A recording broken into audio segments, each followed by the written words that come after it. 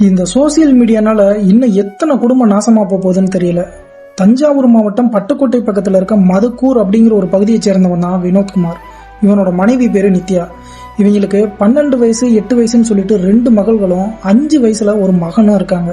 இந்த நித்யாவுக்கு அளவுக்கு அதிகமா சோசியல் மீடியா யூஸ் பண்ற பழக்கம் இருந்திருக்கு. சோ அதுல திருவாரூர் மாவட்டத்தை சேர்ந்த ஒரு நபர் கூட பழக்கமாகி காலப்போக்குல அது கள்ளக்காதலாவும் மாறுது. இந்த நிலையில தான் கடந்த 6 மாசத்துக்கு முன்னாடி கணவரையும் குழந்தைகளையும் விட்டுட்டு தன்னோட கள்ளக்காதலும் கூட இந்த நித்யா போயிருது.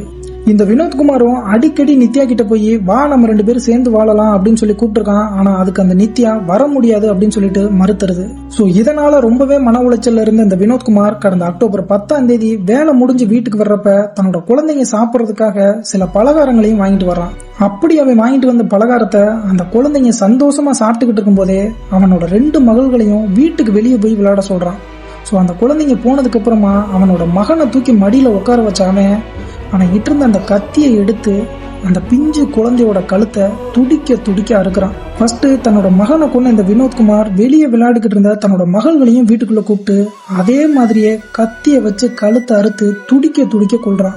தன்னோட 3 பிஞ்சு குழந்தைங்களை கொடூரமா கொண்ட இந்த சைக்கோ தன்னை ஒரு வீரனா நினைச்சுக்கிட்டு போலீஸ் ஸ்டேஷன்ல போய் கெத்தா சரண்டர் ஆயிருக்கான். இவனெல்லாம் என்னத்த சொல்றது?